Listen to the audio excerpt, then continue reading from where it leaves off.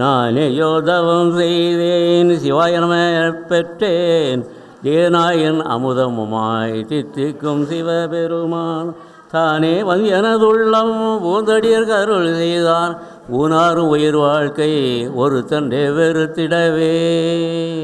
திருச்சிற்றம்பலம். திருச்சிற்றம்பலம். தென்னாடுடைய சிவனே போற்றி, எந்நாட்டவர்க்கும் இறைவா போற்றி.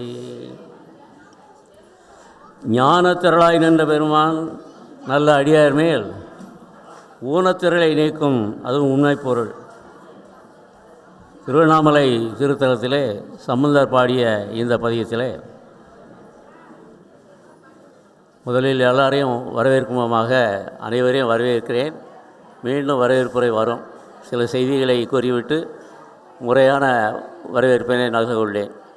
முதல் திருமுறையிலேயே சம்பந்த பெருமான் மெய்ப்பொருளாகிய சிவன் எம்பிரான் நம்பிரான் மலங்களால் சூழப்பட்ட ஆன்மாக்களில் மலங்களாகிய ஊனச்சேரிவை அகற்றுவதற்கு நல்ல சிவபக்தராகிய நல்ல அடியார்களையே விரும்புகிறார். நல்லார்களுக்கு இனியனாகவும் அண்மையாகவும் அல்லார்களுக்கு அணுக முடியாத அண்ணாமலையாராகவும் இருப்பார் என்பது இந்த பொருளுடைய செய்தியுடைய பொருள். நல்ல பழுத்த மனத்து அடியவர்களுக்கு ஆரியனாகவும் வேரியனாகவும் வந்து அவர்கள் உள்ளங்களை கசியச் செய்பவன். அவன் ஆனந்த தேன் சொரியும் குனிப்புடையான். அந்த ஆடல் அப்படிப்பட்டது. ஆனந்த கொத்தன் அருள் பெறில் நாம் அவனமே ஆடாமோ தோல்நோக்கம் என்கிறார் மணிவாசக பெருமான்.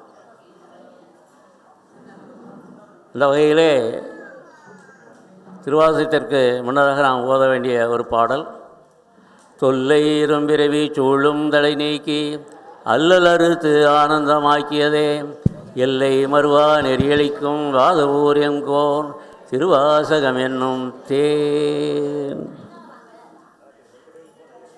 தேனாய் அமுதமுமாய் தீங்கருமின் கட்டியுமாய் இனிப்பது திருவாசகம்.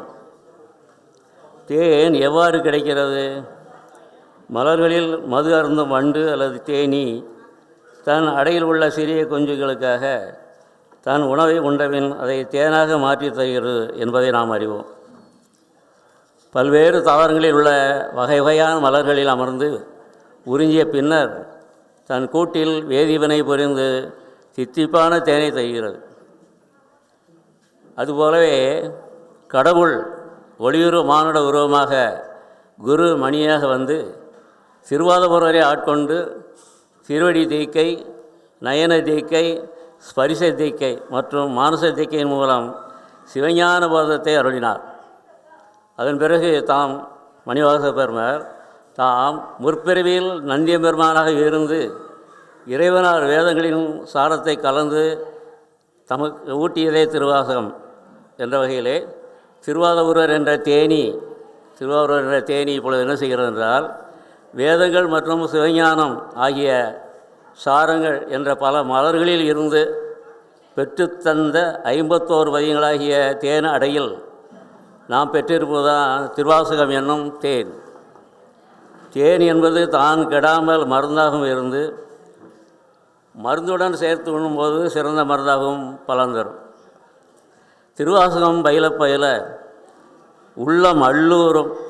அப்படிப்பட்ட திருவாசக தேன் பருகியதால் கிடைத்த ஞானத்தை மாணிக்கவாசக பெருமானை உணர்த்தி கொண்டிருக்கும் அதன் வெளிப்பாடாக திருவண்ணாமலை திருப்பெருந்துறை அடியார்கள் குழுவின் குருமணி நமக்காக இந்த விழாமேடையில் எழுந்திருந்து அத்தகைய சிவஞானத்தை திருவாசக ஞானம் அலையாக பொழிய வந்துள்ளார்கள். அவர்தம் உரை வெளிப்பாட்டில் கண்ணீர் சொரியும் அந்த ஆனந்த மழையே நமக்கான ஞான மழையாகும். அதில் நனைந்து அந்த வெளிப்பாடான பேரின்பத்தில் நாம் நனைந்து நாம் இறைவனின் பேருள் கருணைக்கு ஆளாவோம். குருமணியாக எழுந்திருப்பவர்கள் திருவண்ணாமலையில் பாரம்பரிய செல்வந்தரும் பேருந்துகள் உரிமையாளரும் பல நிறுவனங்களின் அதிபருமான திருமிகு மா சிவகுமார் பி ஆவார்கள். அவர்களையும் அவருடன் வந்த மையப்பனாகிய திருமதி ஷாலினி மற்றும் அவர்தம் குழுவினரையும் கையிலே வாக்கியம் இசைத்து நம்மை உற்சாகப்படுத்தி ஆனந்த கடலில் மூழ்கச் செய்த அக்குரு குழு அடியவர்களையும் வாழ்த்தி வணங்கி வரவேற்கிறோம். முன்னதாக இந்த நிகழ்ச்சியை உற்சாகத்துடன் மனநெறியுடன் உவந்து ஏற்றுக்கொண்டு அனைத்து ஏற்பாடுகளையும் தானே முன்னின்று நடத்தி கொண்டிருக்கும் சிங்கப்பூர் தொழிலதிபரும் இத்திருக்கோயிலின் நிறுவனர், புரவலர், பரம்பரை அருங்காவலர் திருமதி டி. தாமோதரன், திருமதி உஷா ராஜதிலகம் தம்பதியரையும் அவர்களது புலவர் திரு டி. கண்ணன் மற்றும் அவருடைய குடும்பத்தார் மற்றும் அவர்கள் ஊழியர் பெருமக்களையும் வாழ்த்தி வணங்கி வரவேற்கிறோம். விருதுநகர் அன்பர் சிவபித்தன், நிமலன் அடிமை திருமிகு ஜே. கிருஷ்ணபிரபு, தூத்துக்குடி தொழிலதிபர் பொன்ரதி ட்ரேடர்ஸ் உரிமையாளர் திருமிகு லக்ஷ்மணன் அவர்களையும் வணங்கி வரவேற்கிறோம். மற்றும் அருப்புக்கோட்டை பன்னிருமுறை மன்றம், அருப்புக்கோட்டை திருமுறை விண்ணப்ப குழு, பாலவனத்தம் கைலாசநாத சிவனடியார் குழு, கல்குறிச்சி திருவாசக சிவனடியார் குழு இவற்றை சார்ந்த அடியவர்கள் மற்றும் சுற்று வட்டாரத்திலிருந்தும் மண்டலமாணிக்கம் அரும் பவளவெள்ளி உடனாய அருமை கைலாசநாதர் திருக்கோயில் சிவனடியார்களையும் அன்புடனும் வணக்கத்துடனும் வரவேற்கிறோம். அத்துடன் ஏனைய அணியவர்கள் மற்றும் அன்பர்கள் அனைவரையும் வருக வருக என்று வணக்கத்துடன் வரவேற்கிறோம். பக்த கோடி பெருமக்களையும் வாழ்த்தி வருக வருக என வரவேற்கிறோம். அனைத்து அடியவர் குழு சார்பாக அடியேன் அமலடிவை வணங்கி வரவேற்கிறேன். திருச்சிற்றம்பலம். இப்பொழுது நம்முடைய நிகழ்ச்சி ஆரம்பமாக உள்ளது. இந்த நிகழ்ச்சியினுடைய சிறப்பு உரையாற்ற ஞானமலை என்ற தலைப்பிலே நம்மெல்லாம் நினைந்து நனைய செய்ய வந்திருக்கும் திருமதி சிவகுமார் ஐயா அவர்களை உரையாற்றுமாறு அன்புடன் வரவேற்கிறேன். திருமதி ஷாலினி அவர்கள் தம்முடைய இனிமையான குரலில் நமக்கு பாடல்களை வழங்குவதற்காக வந்துள்ளார்கள். அவர்களையும் நம்முடைய கோவில் நிர்வாகம் சார்பாக வரவேற்கிறேன். அவர்கள் தங்களுடைய இருக்கையில் அமருமாறு அன்போடு கேட்டுக்கொள்கிறேன். திருச்சிற்றம்பலம். திருச்சிற்றம்பலம். அண்ணாமலையாருக்கு, உண்ணாமுலை அம்மனுக்கு, வெற்றிவேல் முருகனுக்கு, மகா கணபதிக்கு, நால்வர் பெருமக்கள் திருவடிகளுக்கு போற்றி போற்றி. மணிவாசக பெருமான் மலரடிகள் திருவடிகள் போற்றி போற்றி. மணிவாசக பெருமான் மலரடிகள் திருவடிகள் போற்றி போற்றி. மணிவாசக பெருமான் மலரடிகள் திருவடிகள் போற்றி போற்றி. திருச்சிற்றம்பலம். நிகழ்ச்சியை தொடங்குவதற்கு முன் சிவசாலினி அம்மை அவர்கள் பஞ்சபுராணம் பாடி நம் நிகழ்வுக்குள்ளே செல்லலாம். ஹரஹர நம பார்வதீபதையே. தென்னாட்டுடைய சிவனே போற்றி. நாட்டவர்க்கும் இறைவா போற்றி. அண்ணாமலையும் அண்ணா போற்றி. அமுதக் கடலே போற்றி. ஆடக மதுரை அரசே போற்றி. உடல் இலங்கு குருமணி போற்றி. காவாய் கனகத்திரளே போற்றி. கைலை மலையானே போற்றி போற்றி. புலியர்கோன் வெப்பொழித்த புகழியர்கோன் கடல் போற்றி. ஆலிமிசை கல் மீதப்பில் அணைந்த பிரான் அடி போற்றி. வாழி திருநாவலூர் வந்தொண்டர் பதம் போற்றி. ஊழிமலி திருவாதபூரர் திருத்தாள் போற்றி போற்றி. அருள்மிகு உண்ணாமுலை அம்மை உடனமர் திரு அண்ணாமலையார் பொன்னார் திருவடிகள் போற்றி போற்றி. அருள்மிகு சிவகாமி அம்மை உடனமர் தில்லை ஆனந்த கூத்த நடராஜ பெருமான் பொன்னார் திருவடிகள் போற்றி போற்றி. அருள்மிகு காளியம்மன் பொன்னார் திருவடிகள் போற்றி போற்றி. நன்றுடையானை தீயதிலானை நரை வெள்ளேறு ஒன்றுடையானை உமையொரு பாகம் உடையானை சென்றடையாத திருவுடையானை சீரா பள்ளி குன்றுடையானை கூற என்னுள்ளம் குளிருமே. அம்மையே அப்பா அம்மையே அப்பா ஒப்பில்லா மணியே அன்பினில் விளைந்த ஆரமுதே பொய்மையே பெருக்கி பொழுதினை சுருக்குமோ புழுத்தலை புலையேனல் தனக்கு செம்மையே ஆய சிவபரம் அளித்த செல்வமே செல்வமே சிவபெருமானே இம்மையே உன்னை சிக்கன பிடித்தேன் எங்கு எழுந்து அருள்வது இனிகே ஒளிவளர் விளக்கே உழப்பில்லா ஒன்றே உணர்வு சூழ் கடந்தோர் உணர்வே தெளிவளர் பழுங்கு திரள்மணி குன்றே சித்தத்துள் தித்திக்கும் தேனே அழிபவர் உள்ளத்து ஆனந்த கனியே அம்பலம் மாடரங்காக வெளிவளர் தெய்வ கூத்து கொண்டாகே தொண்டனேன் தொண்டனேன் விளம்புமா விளம்பே பாலுக்கு பாலகன் வேண்டி அழுதிட பாலுக்கு பாலகன் வேண்டி அழுதிட பார்க்கடல் கீந்தபிரான் பார்க்கடல் கீந்தபிரான் மாலுக்கு சக்கரம் என்று அருள் செய்தவள் மன்னிய தில்லை தன்னுள் மன்னிய தில்லை தன்னுள் அந்தன வாழ்கின்ற சிற்றம்பலமேடமாக பாலித்து நட்டம் பயில வல்லானுக்கே பல்லாண்டு கூறுதுமே என்றும் இன்பம் பெருகும் இயல்பினால் ஒன்று காதலித்து உள்ளமும் ஓங்கிட மண்டுளார் அடியார் அவர் வான்புகள் நின்றது எங்கோ நிலவி உலகலாம் நிலவி உலகலாம். திருச்சிற்றம்பலம். தந்தை தாயும் நீ, என்னுயிர் துணையும் நீ, சஞ்சமலது தீர்க்க வந்த தேசிய வடிவு நீ. உன்னை அல்லால் மற்றொரு துணைக்கானே, அந்தமும் ஆதியும் இல்லா அருட்பெரும் சோதியே. ஆதியே அடியார்த்தம் சிந்தை மேவிய தாயுமானவனும் கிரிவல பெருமானே, உன்னை போற்றி புகழ்கிறேன், உன் பாதம் சரணமடைகிறேன். தெளிவு குருவின் திருமேனி காண்டல், தெளிவு குருவின் திருநாமம் செப்பல், தெளிவு குருவின் திருவார்த்தை கேட்டல், தெளிவு குரு குரு சிந்தித்தல் தானே. அடியேன் மானசீகமாக வழிபடும் மாணிக்க வாசக பெருமானுடைய திருவடியை வணங்கி போற்றி மகிழ்ந்து,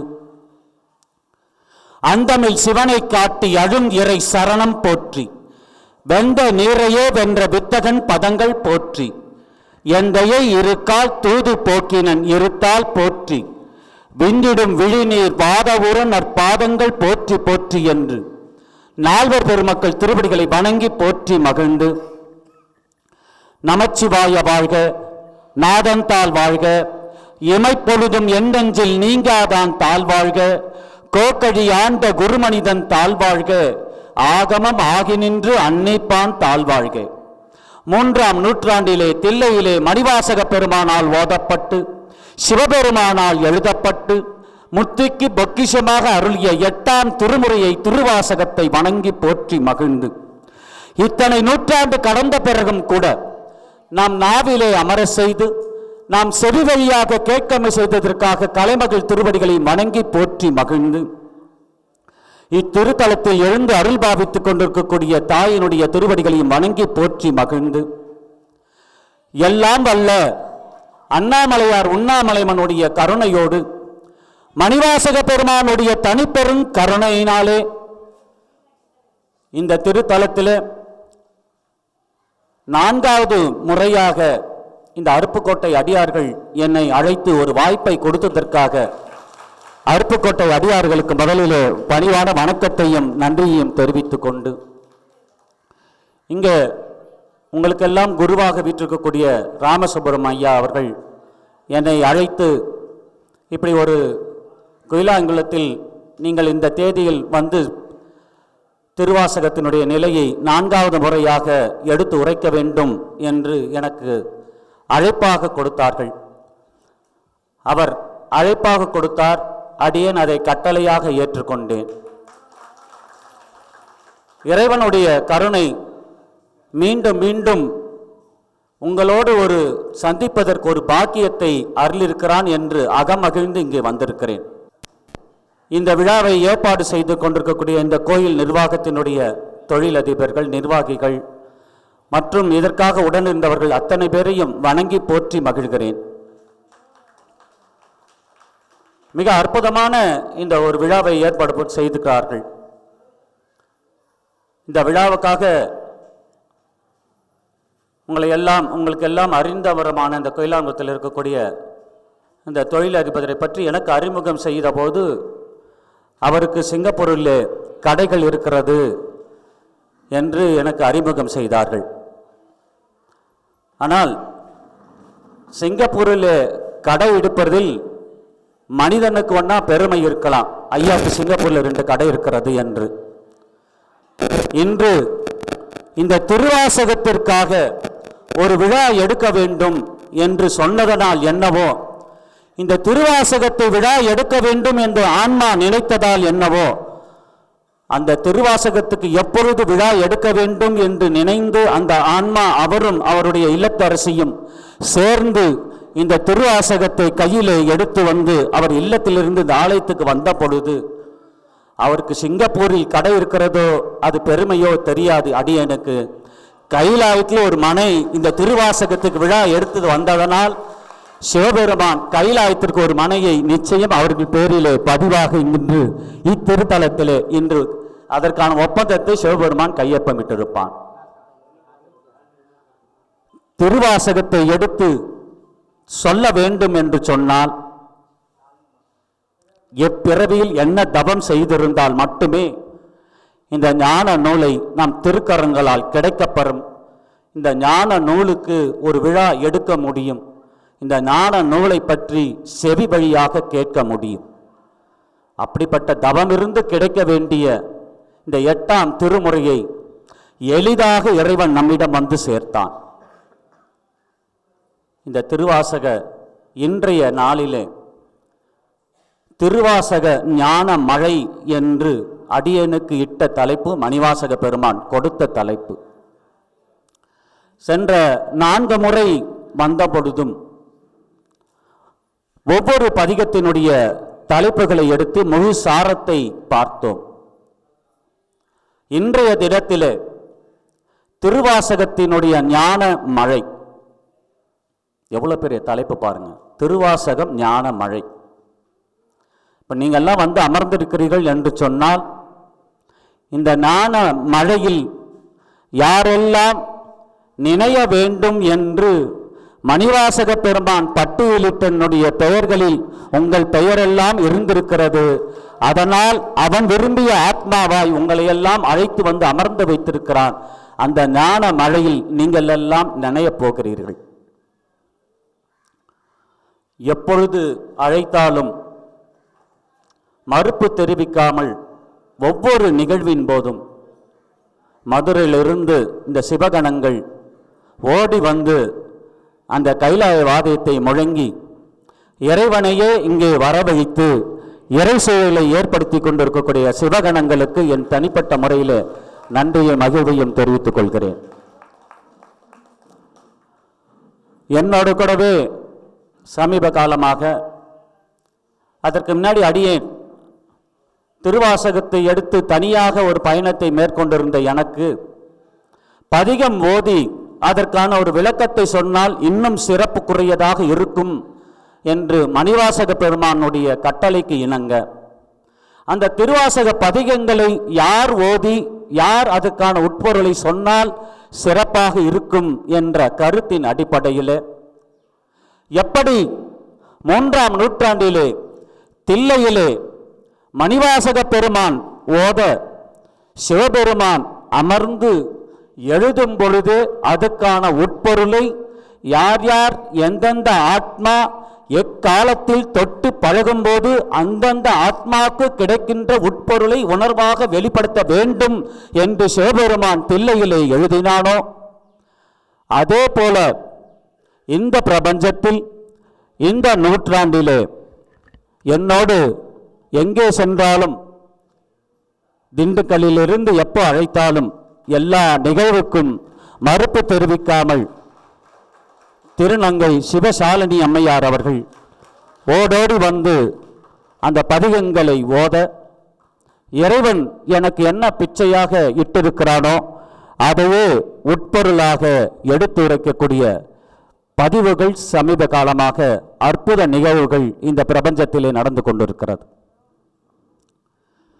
நேற்றிலிருந்து நீண்ட பயணம். அருப்புக்கோட்டை வந்து செல்ல வேண்டும் என்று சொன்னால் முழுமையாக 2 நாட்கள் தேவைப்படுகிறது. நேற்று அதிகாலையிலே புறப்பட்டோம்.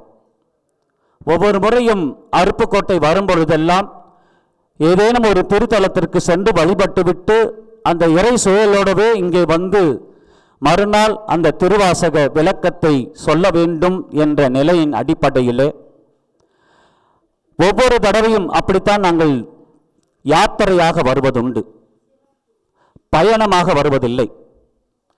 யாத்திரை என்று சொன்னால் நாம் ஏறும் இடத்திலிருந்து மீண்டும் எங்கள் இல்லத்திலே செல்லும் வரை முழுக்க முழுக்க இறை சூழலோடு குரு அருளோடு திருமுறைகளை ஓதிக்கொண்டும் பஞ்சாட்சர மந்திரத்தை சொல்லிக் கொண்டும் திருமுறை சிந்தனையை கொடுத்து கொண்டும் இறை சிந்தனையை கொடுத்து கொண்டு வருவதுதான் எங்களுடைய யாத்திரையான பயணம்.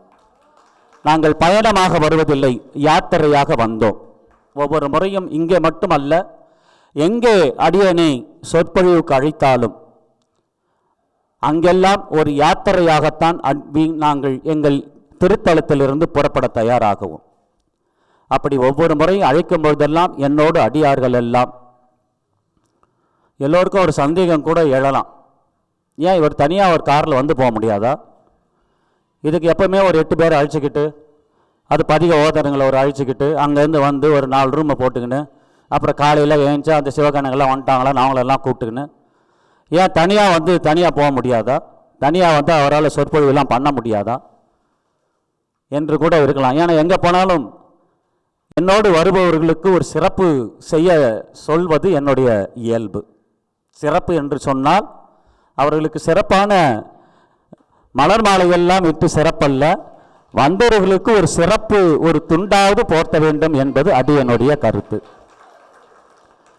ஆனால் நம்மளுடைய ஐயா அவர்கள், தொழிலதிபர் ஐயா அவர்கள் 2-3 தடவை தாம்பரமா என்னோடு தொடர்பு கொண்டு, ஐயா எத்தனை பேர் வர்றாங்க, நாங்கள் என்னென்ன செய்யணும், எதை எடுக்கணும், ஐயா என் ஐயாவும் அம்மா கூப்பிட்டுட்டே இருக்காங்க, எத்தனை பேர் வர்றாங்கன்னா அவங்களுக்கு அளவு சட்டையெல்லாம் கேட்குறாங்க. அம்மா நீங்கள் யாரையும் சட்டையே பண்ணாதீங்க, வர்றவங்களை அவங்களுக்கு சட்ட அளவெல்லாம் எங்களுக்கு தெரியாது, வந்து நீங்கள் சிறப்பு ஒரு துண்டு போத்தினா சபையில் போதும்.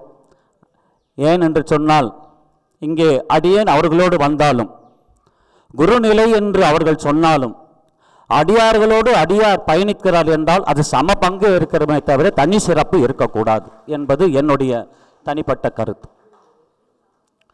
அப்படி எங்கே அழைத்தாலும் என்னுடைய அடியார்கள் என்னோடு பயணித்து வந்த அந்த திருவண்ணாமலை திருப்பெருந்துறை அடியார்களுக்கு தனிப்பட்ட முறையை வணங்கி போற்றி மகிழ்ந்து,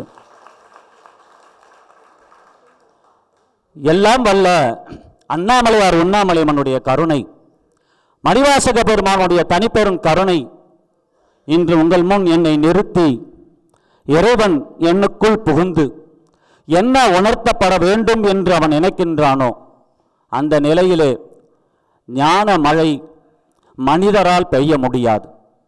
மனிதன் நினைத்தால் ஒரு ஞான மழையை பொழிய முடியாது, ஒரு துளி ஞானத்தை கூட மனிதன் கொடுக்க முடியாது. ஆனால் இங்கே ஞான மழையை பொழிய காத்து கொண்டிருப்பது மணிவாசக பெருந்தகை மட்டுமே. அந்த ஞான மழையை காத்து கொண்டிருக்கக்கூடிய மணிவாசக பெருந்தகை திருவாசகம் 8ஆம் திருமுறையிலே 3ஆம் நூற்றாண்டிலே மணிவாசக பெருமானால் ஓதப்பட்டு சிவபெருமானால் எழுதப்பட்டு 8ஆம் திருமுறையில் நமக்கு ஒலிக்கப்பட்டது இந்த திருவாசகம். இந்த திருவாசகத்திற்கு மற்ற திருமுறைகளுக்கு இல்லாத இந்த சிறப்பு திருவாசகத்துக்கு உண்டு. திருவாசகம் ஒவ்வொரு திருமுறையும் மற்ற திருமுறைகளை நீ நாடி சென்று ஓதுவாயானால் திருவருளை எளிதாக கிடைக்கக்கூடிய ஒரு வழி மற்ற திருமுறைகளுக்கு உண்டு. தேவாரங்கள், 10ஆம் திருமுறை திருமந்திரம், இவைகளெல்லாம் எடுத்து நீங்கள் ஓதுவீர்கள் என்று சொன்னால் இறைவனை, இறை அருளை, இறை கருணையை நீங்கள் எளிதாக பெற்றுவிட முடியும். உங்கள் நாவிலே தேவாரம் அமர்கிறது என்று சொன்னால் சிவபெருமான் எளிதாக உங்களை வந்து அடைவான். ஆனால் இந்த திருவாசகம் அண்ட சராசரங்களையும் ஆட்டி படைத்து அனுதினமும் எல்லா உயிரினங்களுக்கும் அருள் பாவித்துக் கொண்டிருக்கக்கூடிய எம்பெருமான் இந்த திருவாசகத்தை எழுதுவதற்காகவே மானிட உருவம் தாங்கி அந்தணர் உருவிலே 3ஆம் நூற்றாண்டிலே ஆயில்யம் நட்சத்திரம் அன்று இரவு மணிவாசகர் தனியாக அமர்ந்திருக்க மணிவாசகரை பார்க்க வேண்டும் என்ற விருப்பத்தின் அடிப்படையிலே அந்தணர் உருவிலே மானிட உருவு தாங்கி தில்லையிலே வந்து அமர்ந்தான் எம்பெருமான். எப்படி வந்து அமர்ந்தான்? அந்தணர் உருவிலே வந்தவன் மாணிக்க வாசகரை குருவாக ஏற்றுக்கொண்டு இவன் சீடராக வந்து அமர்ந்தான். சிவபெருமானே ஒருவரை குருவாக ஏற்றுக்கொண்டான் என்றால் இருவருக்குத்தான் அது நடந்தது. ஒன்று உள்ளே இருப்பவனுக்கு நடந்தது, முருகப்பெருமானுக்கு நடந்தது. பிரணவ மந்திரத்தை சொல், உனக்கு தெரியுமா அதனுடைய உட்பொருளை? பிரம்மதேவனை சிறைப்பிடித்து வைத்து விட்டாயே என்று கேட்கும் பொழுது எனக்கு ஓம் என்ற பிரணவ மந்திரத்தினுடைய உட்பொருள் தெரியும் என்று முருகப்பெருமான் சொல்ல, எங்கே சொல் என்று சொல்லும் பொழுது சொல்பவன் குரு, கேட்பவன் சீடன். நான் குருவாக இருக்கிறேன், நீ சீடராக வந்து அமர்ந்து கேட்டுக்கொள் என்று முருகப்பெருமான் சொன்னான். அதன்படி சிவபெருமான் சீடராக வந்து அமர்ந்து கேட்டு முருகப்பெருமான் ஓம் என்று பிரணவ மந்திரத்தை ஒலித்தான். தான் பிள்ளைகிட்டேயே தான் சீடராக வந்தான். இந்த பிரபஞ்சத்தில் எல்லோரும் அறியும்படி இந்த பிரபஞ்சத்தில் ஒரு அற்புத நிகழ்வு நடத்த வேண்டும் என்று சிவபெருமான் கேட்டுக்கொண்டதனுடைய அடிப்படையில்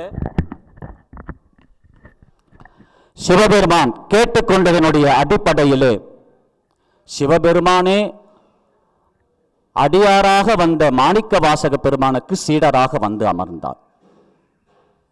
அந்த குரு அருளையும் திருவருளையும் ஒன்றென சேர பெற வேண்டும் என்று நினைத்தால் அது 8ஆம் திருமுறை திருவாசகத்தை மட்டுமே சாரும்.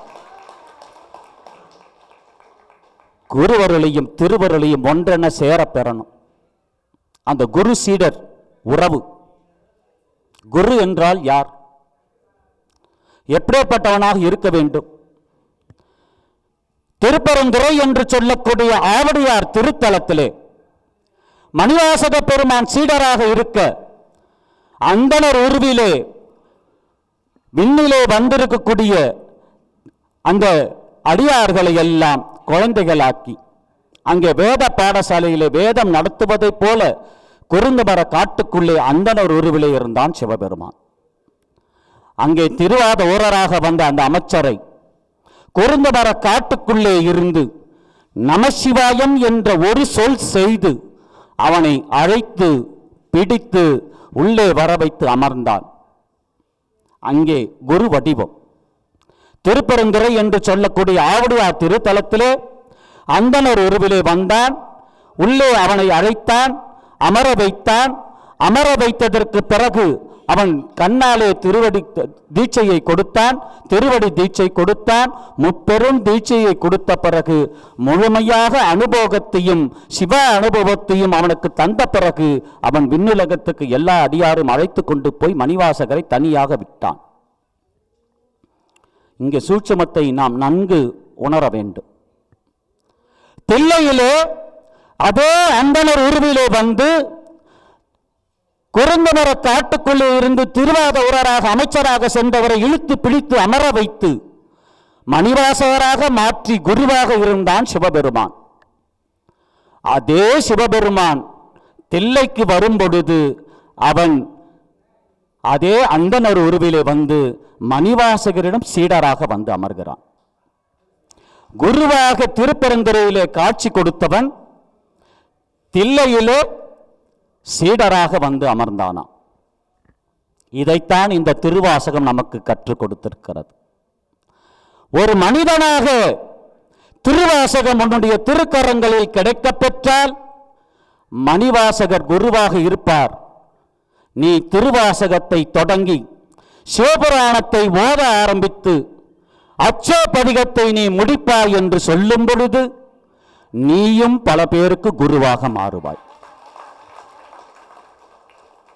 நீயும் பல பேருக்கு குருவாக மாறுவாய். இப்ப பாருங்க, மாணிக்க வாசகரை ஒருவரை சிவபெருமான் பிடிப்பதற்காக 5 முறை இந்த பிரபஞ்சத்திலே வந்து அந்த நிகழ்வுகளை நடத்தி இந்த திருவாசகத்தை நமக்கு அருளினான். சென்ற வாரம் பார்த்தோம். மணிவாசகரை ஒருவரை பிடித்ததனாலேயே இந்த திருவாசகம் எழுந்திற்று. அந்த திருவாசகம் முழுவதும் ஞான மழையில் நனைந்த வார்த்தைகள் திருவாசகம். அப்படிப்பட்ட இந்த திருவாசகம் பிற்காலத்தில் யாருக்கெல்லாம் கிடைக்கப் பெற்றிருக்கிறதோ, யாரெல்லாம் அதை தொட்டு ஓத பயன்பட்டிருக்கிறார்களோ, எந்த ஆன்மாலாம் அதிலே நினைந்திருக்கிறதோ, நினைந்த அந்த ஆன்மா உட்பொருளை உணரக்கூடிய தன்மை பெற்றதோ, உட்பொருளை நினைந்து உட்பொருளை உணரக்கூடிய தன்மை பெற்ற அந்த ஆத்மாலாம் குருவாக மாறியிருக்கிறது. இன்று திருவாசகத்திற்கு குருவாக இருந்தவர்கள் எத்தனை எத்தனை எத்தனை ஆத்மாக்கள் என்று பெரிய எழுச்சி 8ஆம் திருமுறை திருவாசகத்திற்கு. எங்கு பார்த்தாலும் முற்றோதல், எங்கு பார்த்தாலும் ஒரு குரு. ஒரு 10 பேருக்கு பார்த்தீங்கன்னா ஒரு குரு, 15 பேருக்கு பார்த்தீங்கன்னா ஒரு என்னன்னா அவர் தான் எங்களுக்கு குரு. என்ன குரு? திருவாசகம் முற்றோதல் வார வாரம் கூப்பிடுவாங்க, அதனால அவர் குரு.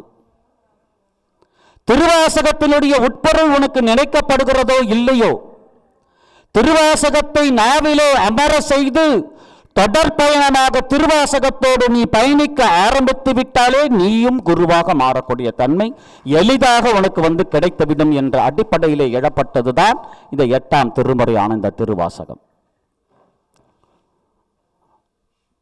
அமலன் அடிமை ஐயா அவர்கள் சிவபுராணத்துக்கு விளக்கு உரையை எழுதியிருந்தார்கள். உங்களுக்கெல்லாம் தெரியுமா தெரியலையான்னு தெரியல. ரோல் அதை ரகசியமாக எழுதி வச்சிருக்கிறாரா, பிற்காலத்தில் அது உங்களுக்கு எல்லாம் கொடுக்கப்படுகிறதா என்று தெரியவில்லை. அதை அடியனுக்கு கொடுத்து அதை படிக்குமாறு எனக்கு ஒரு பாக்கியத்தை தந்தார்கள். அதிலே முழுமையாக அடியேன் ஆழ்ந்து சென்று பார்த்தேன்.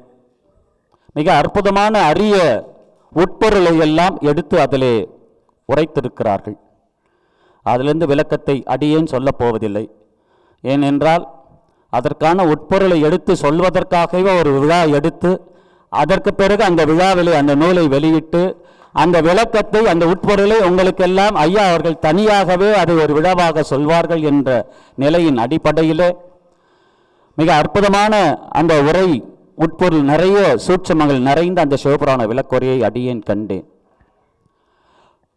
எப்பொழுது திருவாசகம் உங்கள் நாவிலே அமர செய்து மனிதனாக சிவபுராணத்தை தொடங்கிய நீ அச்சோபதிகம் முடியும் பொழுது உணர்ந்து உணர்ந்து ஓதக்கூடிய தன்மை உன் நா பெற்றுவிட்டால், உன் மனம் உருகிற்றால் நீ குருவாக உயர்வதற்கான எளிமையாக வந்த பாதை என்று நாம் சொன்னோம்.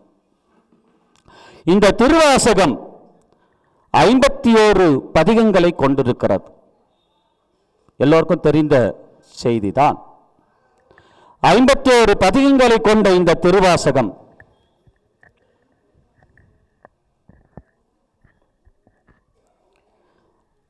51 பதிகங்கள், 658 பாடல்கள், 5842 வரிகள், 18,864 வார்த்தைகளை கொண்ட இந்த திருவாசகம் எப்படி இது ஞான நூலாக ஞான மழையாக இன்று பெய்ய போகிறான். இப்ப சொல்வது எல்லாமே ஞானம். இந்த குரு சீடர் உறவு இருக்கிறதே, அதை உதாரணத்துக்கு ஒரு குரு சீடனுடைய உறவை சொல்கிறேன். வாய்க்கு வாய்க்கு நம்ம குருன்னு சொல்றதில் அர்த்தம் இல்லை. எல்லோர் வாழ்விலும் குரு கிடைப்பதும் இல்லை. எல்லோருக்கும் குரு அமைவதில்லை. குரு ஒரு வாழ்விலே ஒரு ஜீவாத்மாவுக்கு கிடைக்க பெற்றால், குரு என்றால் யார்? நம் உலக வாழ்க்கைக்கு வழிகாட்டுவன் குரு அல்ல, ஆசான். ஜீவாத்மானுடைய வாழ்க்கைக்கு யார் இறைவனை சென்று அடையும் வரை வழிகாட்டுகிறானோ அவன்தான் குரு. உலக வாழ்க்கை உயர்வுக்கு கிடைப்பதெல்லாம் ஆசான்கள். உலக வாழ்க்கைக்கு பல பேர் ஆசானாக இருப்பார்கள். நம்முடைய தாய் தந்தை, நமக்கு சொல்லிக் கொடுக்கக்கூடிய ஆசிரியர், நம் வியாபாரத்தை கற்றுக் கொடுப்பவர், உதவி செய்பவர்கள், இவர்களெல்லாம் ஆசானாக நம்மளுடைய வாழ்விலே வருவார்கள். ஆனால் ஒரு ஜீவாத்மாவை இறைவனோடு அடையும் தன்மையை வழிகாட்டக்கூடிய யார் ஒருவன் உயர்ந்து நிற்கிறானோ அது பரமாத்மாவாக மாறி அவர்கள்தான் குரு நிலையிலே உயர்வார்கள். குரு சீடர் அந்த உறவு இருக்கிறதே, அதை எப்படி போற்றி பாதுகாக்க வேண்டும்? குரு கிடைப்பது என்பது எத்தனை தவம் செய்திருக்க வேண்டும் தெரியுமா? குரு அவ்வளவு எளிதாக ஒரு ஜீவாத்மாவுக்கு கிடைத்திட முடியாது. அந்த கிடைத்த குருவை எப்படி, அந்த குருவோடு நம்ம பயணிக்கக்கூடிய தன்மையை இந்த ஜீவாத்மா ஏற்படுத்தி கொள்ள வேண்டும். எங்க திருத்தலத்திலே குகை நமச்சிவாயர், குரு நமச்சிவாயர் என்று குரு சீடர்கள் இருந்தார்கள். அந்த குரு நமச்சிவாயர் கிட்ட குகை நமச்சிவாயர் சீடராக அமர்ந்தார். அந்த குரு சீடர் திருவண்ணாமலையில மலை மேல தான் அவர்களுடைய வாழ்க்கை நடந்து கொண்டிருந்தது. இறைவனோடு அவர்கள் முழுக்க முழுக்க முழுக்க சிவசிந்தையோடு, இறை அனுபவத்தோடு, சிவ அனுபவத்தோடவே அந்த குரு சீடர்கள் இருப்பார்களாம். ஒரு நாள் அந்த குகை நமச்சிவாயருக்கு வாந்தி வந்தது. வாந்தி வந்த பொழுது அந்த சீடரான அந்த குரு நமச்சிவாயர் சென்று கையேந்தி அந்த வாந்தியை பெற்றுக்கொண்டாராம். கையேந்தி அந்த வாந்தியை பெற்றுக்கொள்ளும் பொழுது அந்த குகை நமச்சிவாயர் சொல்கிறார், இது மனித கால்படாத இடத்தில் கொண்டு போய் கொட்டிவிடு. குருவினுடைய உத்தரவு. மனித கால்படாத இடம் எங்கே இருக்கிறது? மலையிலே எங்கே எடுத்து போய் கொட்டுவது? கையேந்தி வாங்கிய அந்த வாந்தியை அந்த குகை நமச்சிவாயர் சென்று பார்க்கிறார். எங்கே போடுவது என்று அவருக்கு தெரியல. அந்த மலையில் மனித கால்படாடம் எங்கப்பா இருக்கிறது? ஒருவேளை பூமியில் இருந்தால் கிணறு, குளம் என்று எதிலையாவது கூட போட்டிருக்கலாம். அவர் இருப்பது மலையிலே என்பதால் அவருக்கு தெரியாமல் சுற்றி பார்த்துவிட்டு தான் அந்த வாந்தியை பிரசாதமாக உண்டு கொண்டாராம். அவர் பிரசாதமாக உட்கொண்ட காரணத்தினாலேயே ஞானம் அவருக்கு வித்திற்று. ஞானம் அவருக்கு வித்திற்று. தன் ஞான திருஷ்டியால் பார்த்த அந்த குரு நமச்சிவாயர் தன்னுடைய சீடன் வாந்தியை தான் பிரசாதமாக ஏற்றுக்கொண்டான் என்ற நிலை அவருக்கு தெரிந்திற்று.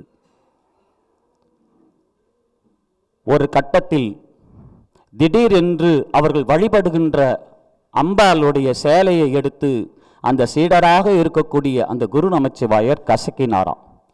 குரு பார்க்கிறார், என்னப்பா திடீர்னு அம்பாள் சேலையை எடுத்து நீ கசக்குகின்றாய் என்று அவரை கேட்கும் பொழுது அந்த குருவினுடைய ஞான திருஷ்டியிலே பார்த்தால் தில்லையிலே கருவறையிலே அம்பாளுடைய புடவை அந்த விளக்கிலே பட்டு பஸ்மமாவதற்கான நிலை ஏற்பட்ட பொழுது அதை உணர்ந்த இந்த சீடர் இந்த சேலையை இங்கே கசக்கினானாம்.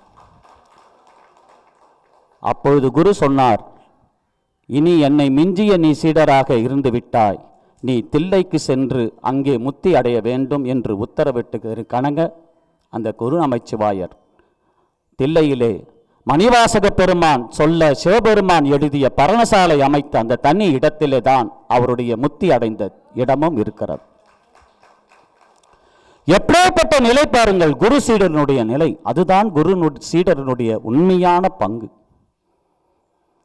குரு எதை சொன்னாலும் அந்த சீடர் அப்படியே ஏற்றுக்கொள்ள வேண்டும். ஒரு நாளும் ஒரு பொழுதும் குருவை நிந்திக்கவே கூடாது. ஒரு நாளும் ஒரு பொழுதும் குருவை ஆராய்ச்சி செய்யவே கூடாது. ஒரு நாளும் ஒரு பொழுதும் குருவை பின்னாடி புறம் பேசவே கூடாது. அவர் இந்த சுயநலத்தோடு தான் சொல்லியிருப்பார். அவர் அதுக்காகத்தான் இப்படி செஞ்சிருப்பார், இல்லைன்னா இப்படி நடந்திருக்கும். அவர் ஏதோ ஒரு உள்நோக்கத்தோடு தான் நம்மளை வர சொல்றார். அதை ஆராய்வதற்கான தகுதி உனக்கு இல்லை. அதை ஆராயக்கூடிய நிலையில் நீ இல்லை. குருவை நீ புறம் பேசாதே, குருவை நிந்திக்காதே, குருவை ஆழ்ந்து பார்க்காதே, குருவை ஆராய்ச்சி பண்ணி பார்க்காதே.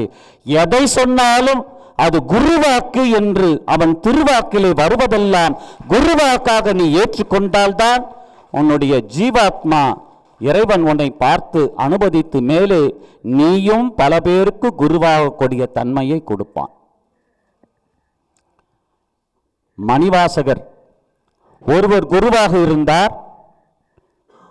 அவர் ஒரு குருவாக இருந்து இந்த திருவாசகத்தை கொடுத்ததனால் அன்றிலிருந்து இன்று வரை இந்த திருவாசகத்தை படித்தவர்கள் பட்டியல் பார்த்தால் எத்தனை பேர் குருமார்கள் என்றால் அதை உணர்ந்தவர்கள் அத்தனை பேரும் குருமார்களாகவே இருப்பார்கள். உனக்கு அந்த தகுதி இருக்குதோ இல்லையோ, எனக்கு அந்த தகுதியே கிடையாது. குண்டு சட்டுகளே குதிரை ஓட்டக்கூடிய ஆள் நாம. திருவாசகத்தை தவிர வேறு எந்த திருமுறைகளையும் அடியேன் பயணிந்து அதனுடைய உட்பொருளை அறிந்தவன் அல்ல. அடியேன் படித்து தெரிந்ததையெல்லாம் சொல்ல வேண்டும் என்னுடைய பயணம் அல்ல. உணர்ந்து தெளிந்தது திருவாசகம். அந்த உணர்ந்து தெளிந்த திருவாசகத்தை எல்லோரிடம் சென்று அடைய வேண்டும் என்று என்னுடைய ஆத்ம பயணம். அந்த உணர்ந்து தெளிந்து சொல்வதனாலேயே என்னை இவர்களெல்லாம் குரு குரு என்று வார்த்தையில் சொல்லிக் கொண்டிருக்கிறார்கள். அந்த கிடைத்த உறவு, கிடைத்த உயர்வு, கிடைத்த உறவும் கிடைத்த உயர்வும். ஒரு குருக்கு சீடர் கிடைப்பது என்பது அபூர்வமான விஷயம். எப்படி சீடர் ஒரு குருக்கு கிடைப்பது அபூர்வம் என்று சொன்னால், ஒரு குருக்கு சீடர் கிடைப்பதும் அபூர்வமான நிலை. அது எப்போ நடக்கும்? இந்த திருவாசகத்தை நீ உண்மையிலேயே ஆத்மாத்மான பயணத்தோடு மேற்கொண்டால் நீ சீடராக இருக்கக்கூடிய தன்மையை ஒரு குருவிடம் தந்தாலே அழைத்து கொண்டு போய் விடுவான் மணிவாசகர். நாளிடவில் அந்த குருவிடம் இருந்து நீ பல பேருக்கு சீடராக மாறக்கூடிய தன்மை, உனக்கு பல பேர் கிடைக்க சீடராக கிடைக்கக்கூடிய தன்மையும் இந்த திருவாசகத்தின் மூலமாக ஏற்படும். அப்படிப்பட்ட நிலையில இந்த 51 பதிகங்கள் திருவாசகத்திலே. எதற்கு இந்த குரு சீடர் உறவு அடியேன் இங்கே சொல்லியிருக்கிறேன் என்று சொன்னால், நீங்கள் எல்லோரும் ஒருவரை குரு குரு என்று சொல்லிக் கொண்டிருக்கிறீர்களே, என்னையும் இவர்கள் என்னுடைய திருவண்ணாமலை திருப்பரந்தரை அடியார்கள் ஒரு பெரிய கூட்டம் இருக்கிறது, என்னையும் குரு குரு என்றுவார்கள். குரு நிலைக்கு அடியேன் இன்னும் உயரவில்லை. ஆனால் அவர் எப்பொழுது சிவபுராண விளக்குரையை எழுத வேண்டும் என்று அமர்ந்து அந்த சிவபுராண விளக்குரையை உட்பொருளை பரம்பொருளை உணர்ந்து எழுத்துக்களால் எப்பொழுது வெளிப்பட்டதோ அப்பொழுது உண்மையான அவர் குருவா நிலைக்கு மாறிவிட்டார். நீங்கள் அவரை குருவாக போற்ற வேண்டும் என்ற நிலையில் அடிப்படையில் உங்களுக்கு தகவலாக இங்கே எடுத்து உரைத்திருக்கிறேன். இந்த 51 பதிகங்கள் 51 பதிகங்களை நம்மளுடைய முன்னோர்கள் வைத்தார்கள். அச்சப்பத்து, அச்சோப்பதிகம், அண்டப்பகுதி, அடைக்கலப்பத்து, அதிசயப்பத்து, அம்மானை, அருள்பத்து, அற்புதப்பத்து, அன்னைப்பத்து, ஆசைப்பத்து, உந்தியார், உயிரினமாலை, எண்ணப்பத்து, எம்பாவா, ஏசரவு, கண்டப்பத்து, கழுகுண்ட பதிகம், கீர்த்தி திருஅகவல், குயிர்பத்து, குலாப்பத்து, குழைத்தப்பத்து, கோத்தும்பி, கோயில் திருப்பதிகம், கோயில் மூத்த திருப்பதிகம், சதகம், சாழல், சிவபுராணம், செத்திலாப்பத்து, சென்னிப்பத்து, தசாங்கம், தெல்லோணம், தோணக்கம், நீத்தல் விண்ணப்பம், படையாட்சி, படையெழுச்சி, பண்டாய நான்முறை, பள்ளி எழுச்சி, பாண்டி பதிகம், பிடித்தப்பத்து, பிரார்த்தனை பத்து, புணர்ச்சி பத்து, புலம்பல், பூயிரலி, பொச்சுண்ணம், பொன்னுஞ்சல், போட்டி திருவகள், யாத்திரை பத்து, வார்த்தை, வாடா பத்து, திருவன்பா என்று சொல்லக்கூடிய 51 பதிகங்கள். இந்த 51 பதிகங்களை மணிவாசக பெருங்கதை நமக்கு தந்திருக்கிறார். அடியன் சொன்னது அகரவாசரியில் சொல்லியிருக்கிறேன் 51 பதிகங்களை. ஆனால் நம்மளுடைய முன்னோர்கள் இந்த 51 பதிகங்களாக பிரித்து எடுத்திருக்கிறார்கள். மணிவாசகர் சொல்ல சிவபெருமான் எழுதும் பொழுது இது ஒட்டுமொத்த 51 பதிகங்களையும் சிவபுராணம் என்று தலைப்பிட்டுத்தான் இந்த 51 பதிகங்களையும் மணிவாசக பெருந்தகை ஓதியிருப்பார். அதற்கு பின்னாடி வந்த மணிவாசக பெருமானுடைய சீடர்களாக இருந்தவர்கள் ஒவ்வொரு பாடலை தொடர்புடையதெல்லாம் பிரித்து எடுத்து அதற்கு ஒரு தலைப்பை கொடுத்து 51 பதிகங்களாக நமக்கு பிரித்து எடுத்துக் கொள்ளப்பட்டிருக்கிறார்கள். ஆசைப்பட்டேன் ஆசைப்பட்டேன் என்றால் ஆசைப்பத்து, அச்சோவை அச்சோவை என்றால் அச்சோ பதிகம், இப்படி கண்டேன் என்று ஒவ்வொரு பாடலினுடைய தொடர்புடைய வார்த்தைகளை எடுத்து 51 பதிகங்களாக பிரித்தெடுத்திருக்கிறார்கள். இந்த 51 பதிகங்களை எப்படி அவர்கள் பிரித்தெடுத்தார்கள்? அடியேன் அகர வரிசையில் உங்களுக்கு சொன்னேன். இந்த 51 தலைப்புகளை எப்படி அவர்கள் இதை வைத்திருப்பார்கள் என்ற சூட்சமங்களை இப்பொழுது பார்க்க போகின்றோம். எல்லோருக்கும் திருவாசகம் தெரியுமா? எத்தனை பேர் இதில் முற்றோதலில் கலந்துருக்கீங்க? திருவாசக முற்றோதல் எப்பயாவது, இன்னைக்கு இல்லை எப்பயாவது திருவாசக முற்றோதலில் கலந்து கொண்டவர்கள் இங்கே ஒன்று அங்கே ஒன்று அங்கே ஒன்று தான். எல்லாருமே கலந்துருவீங்க. அப்போ நல்லா சொல்லுங்க, மணிவாசகருக்கு மணிவாசகர் பெருமானுக்கு, மணிவாசகருக்கு சிறப்பு. 51 பதிகங்களை நம்மளுடைய முன்னோர்கள் வரிசைப்படுத்தினார்கள். சிவபுராணம் முதல் பதிகம். சிவபுராணம் இறைவன் எப்படியெல்லாம் இந்த பிரபஞ்சத்தில் வந்து ஆட்கொள்வான், ஆன்மீகத்தினுடைய வித்து, ஆன்மீகத்தினுடைய கடகால், ஆன்மீகத்தினுடைய முதல் நுழைவாயில். எதை நீ உச்சரிக்க வேண்டும் என்று சொன்னால் 12 திருமுறைகள் நம்மளுடைய சைவத்திலே, 18,864 பாடல்கள் நம்மளுடைய சைவத்திலே. அவையெல்லாம் உனக்கு தெரியாவிட்டாலும் பரவாயில்லை, சிவபுராணம் 95 வரிகளை மட்டுமாவது உன் நாவில் அமர்ந்து ஓத செய்துவிடு. அத்தனை திருமுறைகளுக்கு ஓதுவதற்கு சமம் இந்த சிவபுராணம். அந்த சிவபுராணம் 95 வரிகளை கொண்டது முதல் பதிகமாக வைத்தார்கள். எப்படி இறைவன் இங்கே பிரபஞ்சத்தில் வந்து ஆட்கொள்வான்? கலந்த அன்பாகி கசிந்து உள்வுருகும் நலந்தான் இல்லாத சிறியர்க்கு நல்கி நிலன் தன்மேல் வந்த அருளி நீழ்கடல்கள் காட்டி நாயின் கடையாய் கிடந்த அடியேற்கு தாயை சிறந்த தயவான தத்துவனி. நீ எவ்வனமும் எப்பொழுதும் சிவமே சிவமே சிவமே சிவமே சிவமே என்று சிவசிந்தையாய் உன்னுடைய ஜீவாத்மா பயணத்தை மேற்கொண்ட பிறகு சிவமே ஓடி வந்து யாருக்கும் கொடுக்காத திருவடியை, யாரும் தேடி அடைய முடியாத அவன் திருவடியை இந்த பிரபஞ்சத்தில் எளியவனுக்கு உனக்கு தேடி வந்து கொடுத்து உன்னை ஆட்கொள்வான். அப்படிப்பட்ட முதல் சிவபுராணத்தில் நம்மளுடைய மணிவாசக பெருந்தகை சிவபெருமானுடைய கருணையை, அவனுடைய எளிமையை முழுமையாக புகுத்தி சிவபுராணத்திலே இந்த ஜீவாத்மா ஆத்ம வாழ்க்கைக்கான பயணத்தை மேற்கொள்ள வித்தாக விளங்கக்கூடிய பதிகமாக நமக்கு கொடுத்தான். சிவபுராணம், நீங்கள் சிவபுராணத்தை வார்த்தையாய் நீங்கள் வெளிப்படுத்தினால் உணர்வும் தன்மை உங்களுக்கு கிடைக்காது. சிவபுராணம் என்பதை தாண்டி திருவாசகத்தை முழுவதுமே உன்னுடைய உணர்வுகளால் வெளிப்படுத்த வேண்டும். வார்த்தைகளால் சொல்லப்படுவது அல்ல, உணர்வுகளால் வெளிப்பாடு இந்த திருவாசகம். அந்த உணரும் தன்மை எந்த பிறவியில் நமக்கெல்லாம் கிடைக்கப் போகிறது? எந்த பிறவியில் நமக்கு கிடைக்கும்? சொல்றது பாக்கியம் தான் கிடைச்சிருக்கு. அதை உணரக்கூடிய தன்மை இந்த பாக்கியம் இந்த ஜீவாத்மாக்கு, இந்த மானிட சட்டையை தாங்கி வந்த இந்த ஜீவாத்மாக்கு கிடைக்கல. ஆனால் அது கிடைப்பதற்காகத்தான் பயணம். அது இப்பிறவியில் கிடைக்காட்டாலும் அடுத்த பிறவியிலாவது அப்பிறவியை எடுக்க வேண்டும் என்பதை நோக்கித்தான் இந்த ஜீவாத்மாவினுடைய பயணம். அப்படிப்பட்ட அந்த சிவபுராணம் சிவத்தினுடைய எளிமையை, கருணையை நினைந்து உருகக்கூடிய தன்மையை பெற்றது அந்த பதிகம்.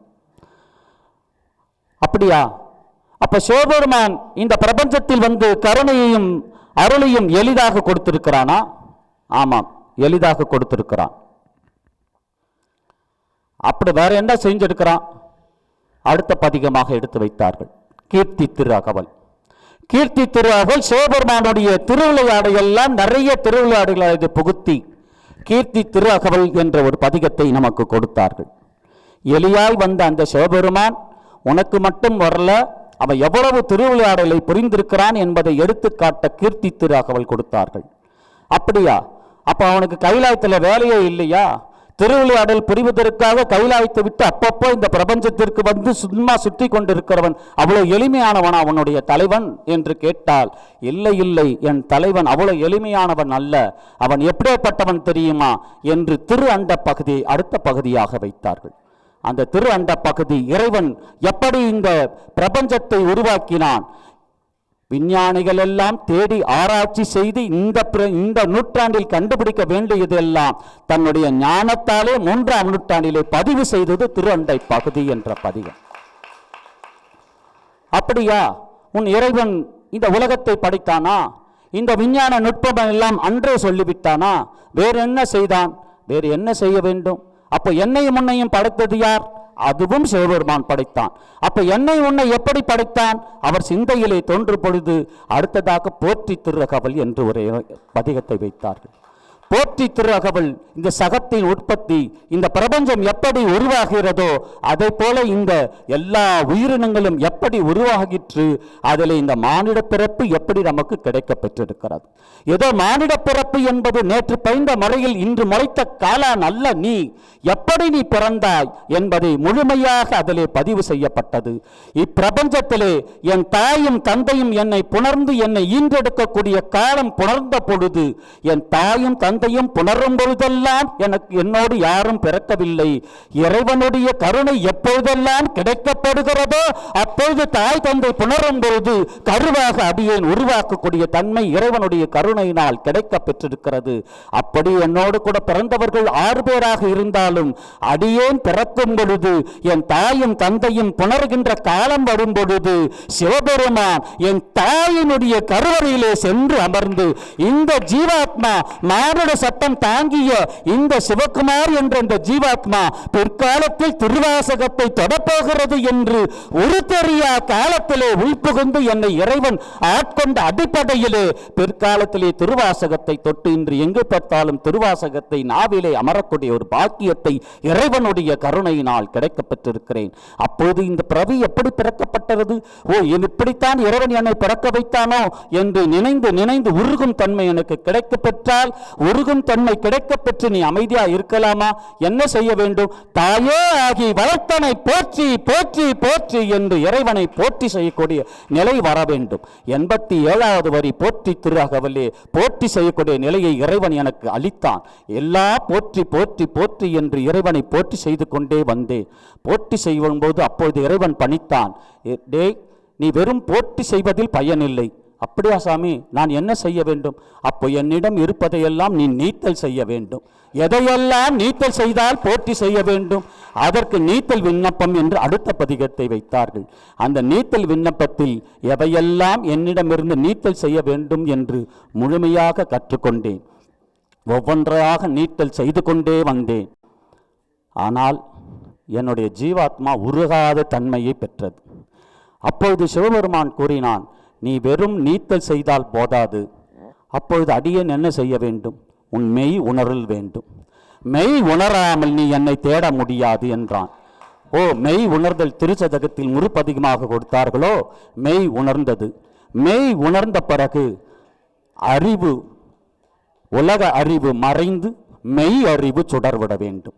மெய் உணர்ந்த பிறகு அது மெய் அறிவாக மாறியது. அந்த மெய் அறிவு சுடர்விட ஆரம்பிக்கும் பொழுது எதையெல்லாம் சுட்டு அறுக்க வேண்டும் என்று இறைவன் எனக்கு படித்தான். அது சுட்டு அறுத்தல் என்ற அடுத்த ஒரு பதிகமாக வைத்தார்கள். சுட்டு எல்லாத்தையும் அறுத்த பிறகு ஆத்மா சுத்தியப்பட வேண்டும், ஆத்மா சுத்தப்பட வேண்டும் என்பதற்காக ஆத்ம சுத்தி என்று வைத்தார்கள். ஆத்ம சுத்தியை அடைந்த பிறகு கைமாறாக அடியேன் என்ன கொடுக்க முடியும்? ஆத்மா சுத்தியை இறைவன் கொடுத்து விட்டானே, எதை கைமாறாக கொடுக்கப்பட வேண்டும் என்றேன். கவலைப்படாதே, என் அனுபவத்தையே உனக்கு கைமாறாக தருகிறேன் என்று அனுபவ சுத்தியை கொடுத்தான். அனுபவ சுத்தியை பெடுத்து அவனுடைய இரங்கலை பெற வேண்டும் என்று கெஞ்சி மன்றாடினேன். காரணத்து இரங்கல் என்று கொடுத்தான். அவன் இரக்கத்தை பெற்றதனால் ஆனந்தத்து அழுதலாக அந்த ஆனந்தத்தில் அழுந்து ஆனந்தம் பெற்றேன். ஆனந்தத்தில் அழிந்து பெற்றதனால் ஆனந்த பரவசம் அடைந்தேன். ஆனந்த பரவசம் அடைந்ததனால் ஆனந்தா தீதம் என்று எல்லோருக்கும் உரைக்கும்படி என்னை இறைவன் எடுத்துரைத்தான். இவையெல்லாம் செய்து கொண்டே வந்தேன். நீத்தல் விண்ணப்பம் முழுமையாக படைக்கப்பட்ட பிறகு இதை என்னால் நீக்க முடியுமா? என்னோடு கூடவே உடன் பிறந்த மும்மலங்களையும் என்னோடு கூடவே வினைப்பயங்களால் பிறக்கப்பட்ட இந்த பிறவியும் என்னால் நீத்தம் செய்ய முடியுமா? நான் நீத்தம் செய்துவிட்டேன் என்று எல்லாம் ஆனந்த தீதமாக முறைத்தபடி இறைவனிடம் நீ சொன்னதையெல்லாம் செய்துவிட்டேன் என்றேன். இல்லை, உன்னுடைய மும்மலங்கள் வினைப்பயங்கள் உன்னை தொடர்கிறது என்றான். இதை எப்பொழுது இதிலிருந்து விடைபெற முடியும் என்றேன். உனக்கு அது சக்தி வேண்டும் என்றான். அப்பொழுது நான் என்ன செய்ய வேண்டும் என்றேன். நீ சக்தியை வியந்து கூப்பிடு என்றான். திருவம்பாவையாக சக்தியை வியந்து பாடினேன். சக்தியை வியந்து திருவெம்பாவையை பாடத் தொடங்கிய பொழுது இறைவனையும் இறைவையும் இணைந்து பாடக்கூடிய தன்மை பெற்றது. அது அம்மானையாக மாறியது. தாயுள்ளம் படைத்த இறைவன் சக்தியாக மாறினான். சக்தியா மாறி அவனை உருவப்படுத்தி உருகும் பொழுது அவன் அம்மையும் அப்பனாக திரு அம்மானையாக காட்சி கொடுத்தான். அந்த திரு அம்மானை அவனை காட்சி கொடுத்து அந்த காட்சியை பெற்ற பிறகு ஒரு சக்தியை அழைத்த பொழுது அஷ்ட சக்திகளும் ஓடோடி வந்துவிட்டது. அஷ்ட சக்திகளும் வந்த காரணத்தினால் அந்த 10வது பதிகமாக திருப்பொற்சுண்ணத்திலிருந்து 19வது பதிகம் வரை மகளிர்களுடைய சக்திகளுடைய விளையாட்டாகவே அடியேன் பார்த்தேன். திருப்பொற்சுன்னம், திருக்கோத்தும்பி என்று எத்தனை பதிகங்கள் இருக்கிறதோ அத்தனையும் மகளிருடைய விளையாட்டாக, சக்தியினுடைய விளையாட்டாக, சக்திகளினுடைய விளையாட்டாகவே அந்த 19 பதிகத்தையும் மகளிர்கள் என் தலைவனை, என் இறைவனை, என் ஈசனை எப்படியெல்லாம் பொற்சுன்னம் இடிக்கும் போதும் இறைவனை நினைக்க வேண்டும், ஆடிப்பாடி ஓடும் போதும் இறைவனை நினைக்க வேண்டும், படுக்கும் போதும் அவனை நினைக்க வேண்டும், அதிகாலையில் எழுப்பி இறைவனை போற்ற வேண்டும். இப்படியெல்லாம் 19 பதிகம் என் தலைவன் யார், எப்படிப்பட்டவன், அவனுக்கு என்ன பேர், அவன் ஊர் என்ன, மலை என்ன, ஆறு என்ன என்று சொல்லுவது திருத்தசாங்கம் பதிகம் 19வது பதிகத்திலே மகளிரோடு விளையாட்டாடு அடியேனே கலந்து கலந்து ஓடி ஆடி திருத்தசாங்கத்தில் வந்து சேர்ந்தேன். திருத்தசாங்கத்தில் எல்லாம் முடிந்த பிறகு அடியேனுக்கு ஒரு இறைவனை எழுப்புமாறு எனக்குள் ஏற்பட்டது. அடியேன் ஒரு திருப்பள்ளி எழுச்சியை ஓதினேன். திருப்பள்ளியை எழுச்சி இறைவனை போற்றி செய்யும்படி அறிவேன் எழுந்தினேன். திருப்பள்ளி எழுச்சி ஓடும்போது அதை எங்கே ஓத வேண்டும், என் இல்லத்தில் ஓத வேண்டுமா என்றேன். இல்லை இல்லை, கோயில் மூத்த கோயில் எங்கே இருக்கிறதோ அங்கே சென்று ஓது என்றான். இறைவனை திருப்பள்ளி எழுச்சி பாடுவதற்காக கோயில் மூத்த திருப்பதிகம் என்று சொல்லக்கூடிய மூத்த கோயில் சிதம்பரம் என்று சொல்வார்கள். அந்த சிதம்பரத்திலே திருப்பள்ளி எழுச்சி ஓத வேண்டும் என்று நினைத்தேன். அப்பொழுது எனக்கு தோன்றியது, கோயில் மூத்த திருப்பதிகமா, என்னுடைய கோயில் திருப்பெருந்துறை அல்லவா, அதனால் திருப்பெருந்துறையிலே ஓத வேண்டும் என்று கோயில் திருப்பதிகமாக மாற்றினேன். கோயிலே திருப்பெருந்துறை கோயிலிலே அடியேன் திருப்பள்ளியை எழுச்சி பாடி அவனை எழுப்பினேன். இது இரண்டும் நடந்த பொழுது என் உடம்பெல்லாம் சிலித்திற்று. இறைவனே, உன்னை போற்றி ஓதுமாறு செய்ய போதெல்லாம் இந்த தேகம் உருகாமல் இருக்கிறதே. ஒன்று, நீ இருக்கும் இடத்தில் என்னை அழைத்து விடு, இல்லையே நான் இருக்கும் இடத்தில் நீ வந்து அடைந்து விடு. இந்த இரண்டு நிலையும் தராமல் இன்னும் இந்த பூலகத்தில் என்னை வாழ விடாது. எனக்கு வாழ்வதற்கு இனி விருப்பம் இல்லை. இனி இந்த மாதர் சங்கையை தாண்டி இந்த ஜீவாத்மா பயணிப்பதில் எனக்கு ஒரு துளி கூட விருப்பம் இல்லை. உன் திருவடியில் வந்து அடைய வேண்டும்.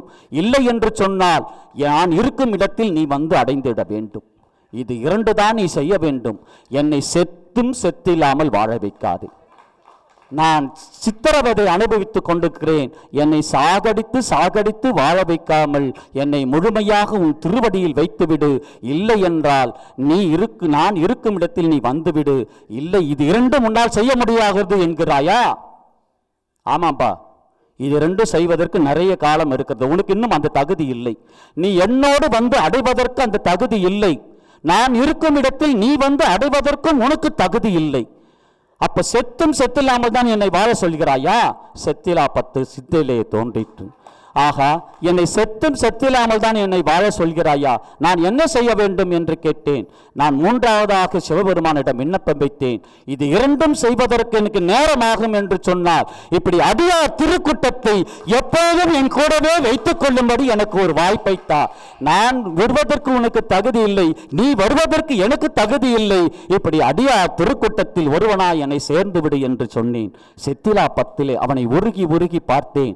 அப்பொழுதும் அவன் செவி சாய்ந்த மாதிரி இல்லை. அடியேன் என்னதான் செய்ய வேண்டும் என்று கேட்டேன். அவன் பணித்தான், நீ முதல் அடைக்கலமாக வந்து என்னிடம் சேரு என்றான். ஆஹா, இவ்வளவு நாள் சொல்லியிருந்தால் அதை முதலையே செய்திருப்பேனே. இவ்வளவு காலம் கழிந்த பிறகு என்னை நீ அடைக்கலமாக வந்து சேர் என்று ஆணையிடுகிறாயே. பரவாயில்லை, உன் அடைக்கலமாக வருகிறேன் என்று 24வது பதிகமாக அடைக்கலமாக சென்று இறைவனிடம் ஆசைப்பட்டேன். அடைக்கலமாக செல்ல ஆசைப்பட்டேன். ஆகா, ஆசைப்பட்டாயா? அடுத்த ஆசைப்பட்டை ஓது என்றான். அடைக்கலமாக சென்றவனுக்கு ஆசையை கொடுத்தான். அவனிடம் அடைக்கலம் புகுமாறு ஒரு ஆசையை தூவினான். அதுவே ஆசைப்பட்டாக மாறியது. என்ன அதிசயம்! அவனே என்னை அழைத்து அதுக்கு வழியை காட்டுகிறானே, உன் ஆசை நிறைவேறும் என்று எனக்கு ஆணையிடுகிறானே என்று சொல்லும் பொழுது அது அதிசய பத்தாக மாறியது.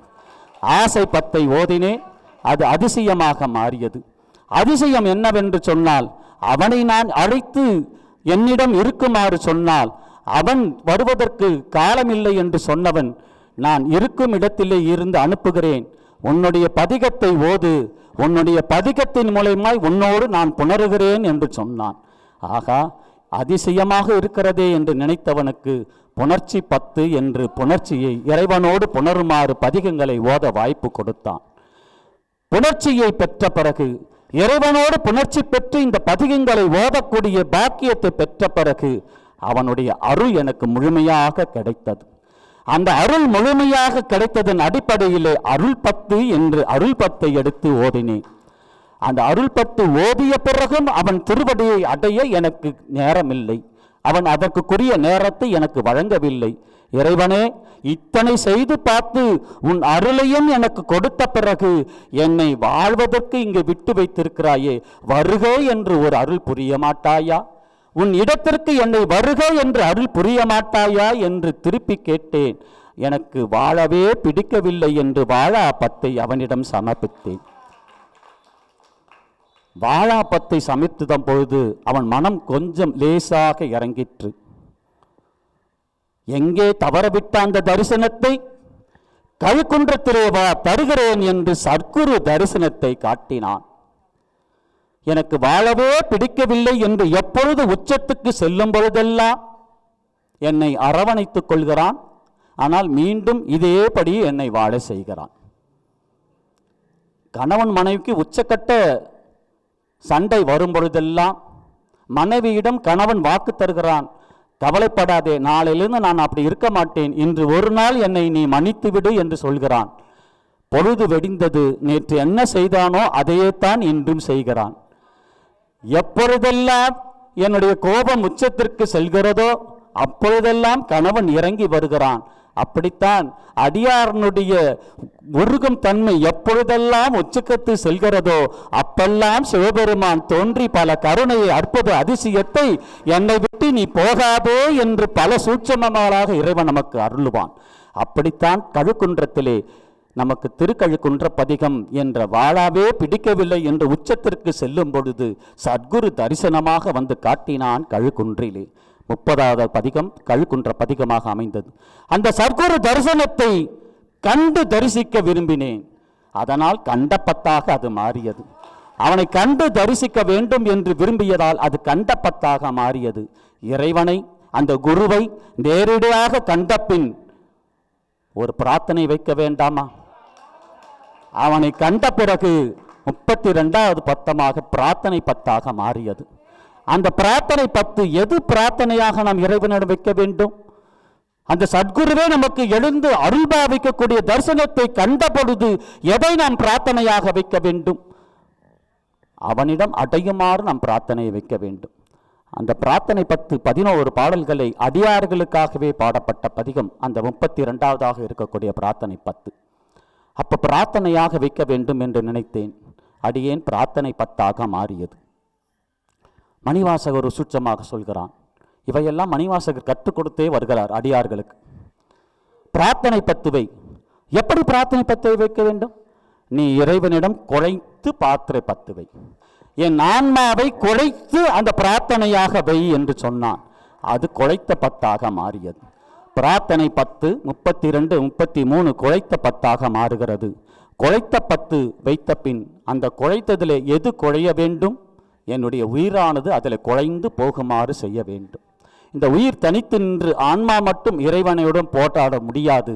இறைவனை பிரார்த்தனை செய்ய வேண்டும் என்று சொன்னால் என் உயிரும் குழைய வேண்டும் என்று அடுத்தது உயிரின் 10 என்று 34 பதிகத்தில் வைத்தான். அப்போ உயிரை விட வேண்டுமா? ஆமாம். சிவத்திற்காக? ஆமாம். உன் உறுப்புகளை விட வேண்டுமா? ஆமாம். சிவம் எதை கட்டாலும் கொடுத்து விடுவாயா? நிச்சயமாக. இப்பொழுது எழுந்து யாராவது சிவபெருமான் போய் எழுந்து உன்னுடைய கை வேண்டும், உன்னுடைய கால் வேண்டும், உன்னுடைய சிரம் வேண்டும் என்று சொன்னால் யாராவது இங்கு கொடுப்பது தயாராக இருப்போமா? யாராவது இருப்போமா? இப்போ திடீர்னு எழுந்து உன் கையை கொடு என்று கேட்டால் உன்னுடைய கையை தான் சிவபெருமான் கேட்கிறான் என்று சொன்னால் நாம் உறுப்புகளை கொடுப்ப தயாராக இருப்போமா? தயாராக இருக்க மாட்டோம். அப்படித்தான் மணிவாசக சிந்தையிலே வந்தது. ஓ, உயிரை குடைந்து கேட்பதற்கு உனக்கு அச்சமாக இருக்கிறதா? அச்சப்பட தேவையில்லை. அச்சப்பத்து என்று அடுத்த பதிகத்தை வைத்தான். 35 அச்சப்பதிகமாக வைத்தான். அச்சமே தேவையில்லை. சிவபெருமான் எதை கேட்டாலும் கொடுத்து விடு. நீ கொடுப்பதை விட 100 மடங்கு வாரி தருவான். ஒரு விழா திருவாசகத்திற்காக பெருமைக்காக இல்லாமல் ஊர் போராட்ட வேண்டும், ஊர் போற்ற வேண்டும், ஊரெல்லாம் அவரை நினைந்து நீங்கள் விழா எடுத்தீர்கள், அருமையாக இருந்தது என்று நாளை முதல் அவர்களை தொடர்பு கொண்டு 10 பேர் பேச வேண்டும் என்பதற்காக இந்த விழா எடுக்கப்படவில்லை. அவர் எடுத்த அந்த ஜீவாத்மாவினுடைய பிறவி பயல் இன்று திருவாசகத்தின் மூலமாக அவர்களுக்கு அடைந்திருக்கிறது. இந்த திருவாசகம் அவர் இல்லத்திலே கொண்டு போய் சேர்த்தால், அங்கே இருந்து இந்த திருவாசக பயணம் தொடக்கப்பட்டு இந்த ஆலயத்திற்கு வந்தால், அவருடைய வாழையடை வாழியாக வரக்கூடிய அந்த குடும்பங்கள் சிவ குடும்பத்திலிருந்து பிரியாமல் சிவத்தையே நினைக்கக்கூடிய குடும்பமாக அது பிற்காலத்தில் மாறக்கூடிய தன்மை சிவம் பெற்றுவிடும். அந்த உயிரை எதை கேட்டாலும் சிவத்திற்கு கொடுப்பதற்கு துணிச்சல் வேண்டும். அச்சமே இருக்கக்கூடாது. இங்கிருந்து நம்ம ஆலயத்திற்கு செல்கிறோம், இருட்டுற மாதிரி இருக்கிறது, சிவத்தைத்தான் வழிபட செல்கிறோம். சிவத்தை வழிபடுவதற்காக தான் நாம் ஆலயம் செல்கின்றோம். ஆனால் நமக்குள் ஒரு அச்ச உணர்வு. மழை வந்துச்சுன்னா என்ன பண்றது? வழியில் கொடை எடுத்துக்கோ. அடியேன் சிவத்தை வழிபட போகிறேன், அது மழையே வந்தாலும் பரவாயில்லை, சிவத்தை கும்பிட்டு விட்டுத்தான் வருவேன் என்று எப்பொழுது உன்னுடைய அச்சமில்லாமல் சிவத்தின் மீது நம்பிக்கை வைக்கிறாயோ, நீ சென்று வரும் வரை மழை ஒரு துளி கூட வராது. அப்படி மழை வந்தால் நீ நடக்கும் இடங்களில் மட்டும் உன்மேல் மழையே பெய்யாது.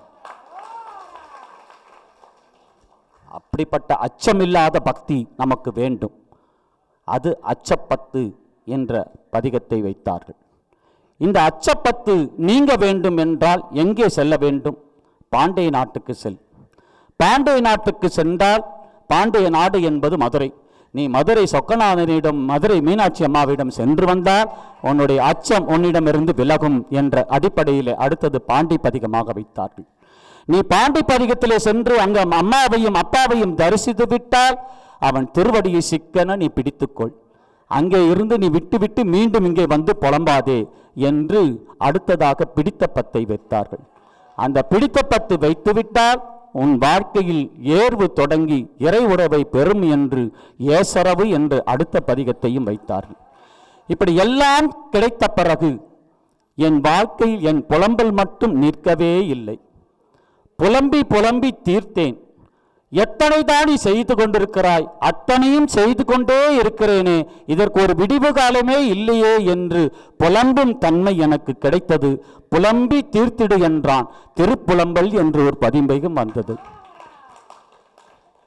புலம்பி முழுமையாக தீர்த்த பின் இறைவன் என்னிடம் கொஞ்சி குலாவுகிறான். குலாப்பத்தாக மாறியது.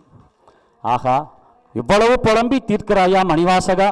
உன்னிடம் நான் பேசுவதற்கு நேரம் இல்லை அப்பா. நீ புலம்பிய பிறகுதான் தெரியுது உனக்குள் இவ்வளவு புலம்பல் இருக்கிறதா என்று இறைவனே நினைந்து வந்து இறங்கி வந்து அதை குலாவி கொஞ்சி குலாவும் தன்மை இந்த ஜீவாத்மாக்கு கிடைத்தது. அது குலாப்பத்தாக மாறியது. இறைவனே இறங்கி வந்து குலாவும் தன்மை நமக்கு பெற்றால் அதைவிட அற்புதம் இந்த பிரபஞ்சத்தில் ஏதேனும் இருக்கிறதா? அது அற்புத பத்தாக மாறியது. அற்புத பத்தாக அவன் அற்புதத்தை இந்த பிரபஞ்சத்தில் நிகழ்த்திய பிறகு 41 பதிகங்கள் வரும் வரை எதைய கேட்டு கேட்டு கேட்டு கண்ணீர் விட்டு கதறி அழுதேனோ அவன் திருவடியில் என் சென்னியில் படுமாறு வைத்தான். சென்னி பத்தாக மாறியது. அந்த அற்புத பத்து சென்னி பத்தாக மாறி அவன் திருவடி என்னுடைய சென்னியிலே வைத்து ஆனந்த கண்ணீர் பரவசம் அடைந்தேன். அவன் திருவடி எப்பொழுது என் சென்னியில் வைக்கப்பட்டதோ அதுவரை என்னுடைய வார்த்தைகள் வெறும் வார்த்தையாய் புலம்பி இருக்கலாம். அவனுடைய திருவடி எப்போது என் சென்னியில் வைத்ததோ அதுவரை வந்த வெறும் வார்த்தையெல்லாம் திருவார்த்தையாக மாறியது. அவன் திருவடி என் சென்னையிலே பட்ட பொழுது திருவார்த்தையாக மாறியது. அந்த திருவார்த்தை எதிலே இருந்து ஒதுக்கப்பட்டுகிறது? வார்த்தை உதட்டிலிருந்து ஒதுக்கப்பட்டதா, தொண்டையிலிருந்து ஒதுக்கப்பட்டதா, எண்ணத்தின் அடிப்படையிலே ஒதுக்கப்பட்டதா? என் எண்ணத்திலிருந்து வெளிப்பட்ட வார்த்தைகள் திருவார்த்தையாக மாறியது. அது எண்ணப்பதிகம் என்ற வார்த்தையாக பதிகமாக மாறியது. எண்ணப்பதிகத்தை மாறிய பின் அப்பொழுதுதான் என் தலைவன், என் குரு யார் என்று என் எண்ணத்தில் உதித்தது. என் மணிவாசகரே எனக்கு குரு என்று என் மனதில் தோன்றியது. குருவே மணிவாசகர் என்று நினைத்த பொழுது புறப்படு யாத்திரைக்கு வா என்று மணிவாசகர் அவனை உணர்ந்த போது என்னை அழைத்தான். அந்த யாத்திரைக்கு அவன் கூட போட தகுதி பெற்றவனாய் அடியேன் மாறினேன். அது யாத்திரை பத்தாக மாறியது. யாத்திரை 10 முடிந்த பின் ஒரு படையையே அவன் யாத்திரைக்கு அழைத்தான் என்பது அப்பொழுதுதான் அடியேன் உணர்ந்தேன். அவன் திருவடியிலே யாத்திரையாக சுற்றி பார்த்தால் சுற்றி ஒரு பெரிய படை இருந்தது. அது திருப்படை எழுச்சியாக அமைந்தது. அந்த திருப்படை எழுச்சியாக அமைந்த பிறகு அவன் வெண்பாவாக 2 வார்த்தைகளை உதித்தான். மாயப்படை வானவூர் செல்வோம் நாம், வானவூர் செல்வோம் நாம், வானவூர் செல்வோம் நாம். இந்த திருவெண்பாவாய் சொல்லு என்று இந்த வெண்பாவை நாவிலே அமர வைத்தான். அடுத்து நான் மறைகளையும் ஓதுமாறு பண்டாய நான்முறைகளை என் நாவிலே உதித்தவன். திருப்படை ஆட்சி, இந்த படைகள் எல்லாம் எவன் ஆட்சி செய்கிறானோ அந்த இடத்துக்கு அழைத்து போகுமாறு யாத்திரை என்பதை அப்பொழுதுதான் அடியேன் உணர்ந்தேன். திருப்படை ஆட்சியாக எவன் ஆட்சி செய்கிறானோ இந்த திருப்படைகளை அவன் ஆட்சி செய்யும் இடத்திற்கு கொண்டு போய் சேர்த்தான். அவன் ஆட்சி செய்யும் இடத்திற்கு உள்ளே செல்லும் பொழுது, நீ எல்லாம் மணிவாசகரால் வந்திருக்கிறாயா என்றார். ஆமாம் என்றேன். எப்பொழுது இப்படி ஐயா நீங்கள்லாம் திருவண்ணாமலையில் வந்திருக்கிறீர்களா? ஆமாம், வாருங்கள், உங்களுக்கெல்லாம் ஒரு மாலை போடுகிறேன் என்று எல்லோரையும் அழைத்து இங்கே மாலை போட்டு வரவைத்தார்களோ அதை போல கைலாயத்திற்கு நீ எல்லாம் திருப்படை ஆட்சி, நீ எல்லாம் அவர் படையா என்றார்கள். ஆமாம் என்றேன். எல்லோருக்கும் ஆனந்த மாலையை போட்டு வரவேற்று கைலாயத்தில் அழைத்து போனார்.